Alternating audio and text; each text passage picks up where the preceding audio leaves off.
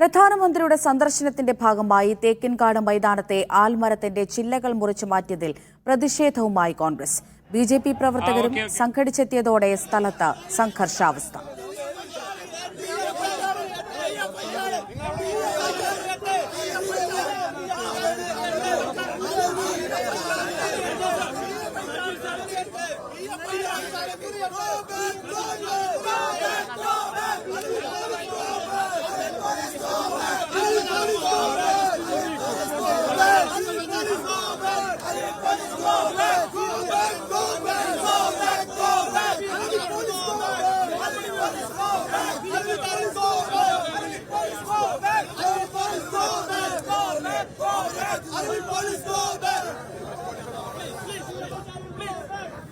ആസിഫ് മുഹമ്മദ് വിവരങ്ങൾ നൽകാനായി തൃശൂരിൽ നിന്ന് ചേരുന്നുണ്ട്. ആസിഫ്, എന്താണ് അവിടെ നടക്കുന്നത്?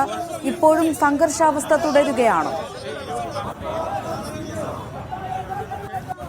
തീർച്ചയായും സംഘർഷാവസ്ഥ ഇപ്പോഴും തുടരുന്നുണ്ട്. കാരണം ഒരു ഭാഗത്ത് ബിജെപി പ്രവർത്തകർ നിലയുറപ്പിച്ചിട്ടുണ്ട്, മറ്റു ഭാഗത്ത് യൂത്ത് കോൺഗ്രസ് KSU പ്രവർത്തകർ ഇപ്പോൾ നായ്ക്കനാലിൽ ആൽമരത്തിന് സമീപം ഈ ക്ഷേത്രത്തിലേക്ക് കയറുന്ന പ്രദേശത്ത് കുത്തിയിരുന്ന് പ്രതിഷേധിക്കുകയാണ്.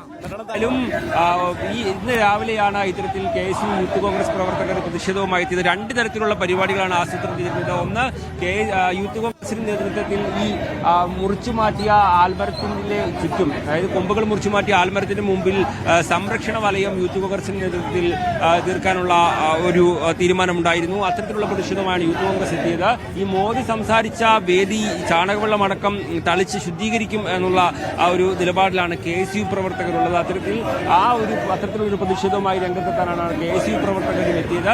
എന്തായാലും ആ ഒരു സമയത്ത് ഇവിടെ ഉണ്ടായിരുന്ന BJP പ്രവർത്തകർ ഇവരെ ഈ പ്രദേശത്തുണ്ടായിരുന്ന പട്ടികയും മറ്റും ആക്രമിക്കാനെത്തി. ആ ഒരു സമയത്താണ് പോലീസ് ഇടപെടുകയും രണ്ടു കൂട്ടരെയും അപ്പുറത്തും ഇപ്പുറത്തേക്കുമായി മാറ്റുകയും ചെയ്തത്.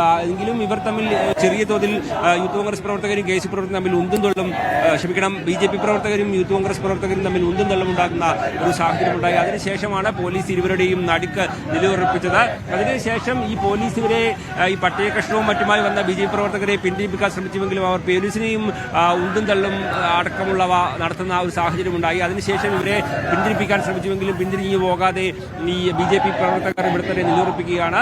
ഏതായാലും ഈ ഒരു പ്രതിഷേധം ഞങ്ങൾ നടത്തിയിട്ടേ തിരിച്ചു പോകുകയുള്ളൂ എന്നൊരു നിലപാടാണ് യൂത്ത് കോൺഗ്രസ് പ്രവർത്തകർക്കും KSU പ്രവർത്തകർക്കും ഉള്ളത്. ഒരു തരത്തിലും തങ്ങൾ പിന്മാറാൻ തയ്യാറല്ല എന്നുള്ള നിലപാടിൽ യൂത്ത് കോൺഗ്രസ് KSU പ്രവർത്തകർ ഇവിടെ ഇപ്പോഴും നിലയുറപ്പിക്കുകയാണ്. മറുഭാഗത്ത് BJP പ്രവർത്തകർ നിലയുറപ്പിക്കുന്നുണ്ട്.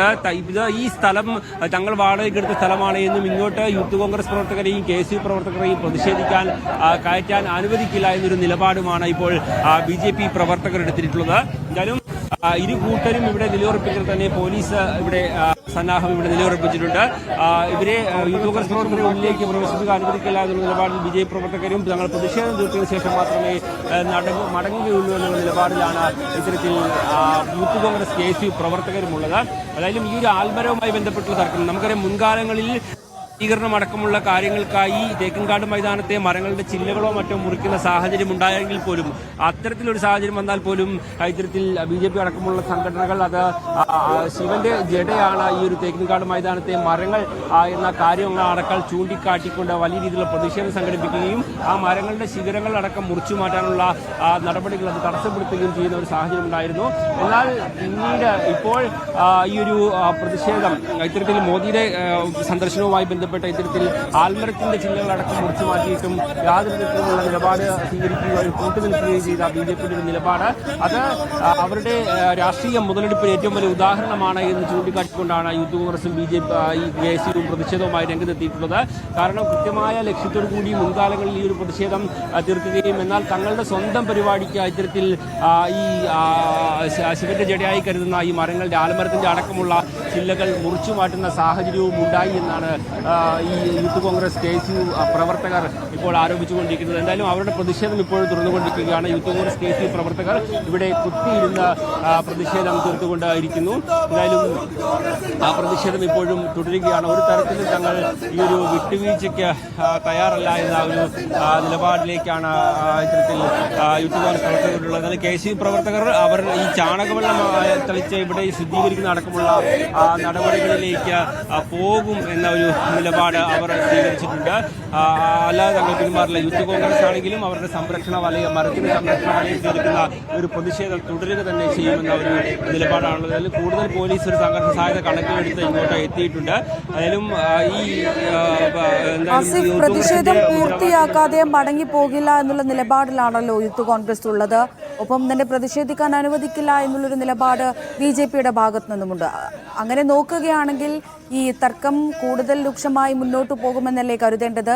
അപ്പോൾ കൂടുതൽ പോലീസ് വിന്യാസം അവിടെ ഏർപ്പെടുത്തേണ്ട സാഹചര്യമുണ്ടോ നിലവിൽ?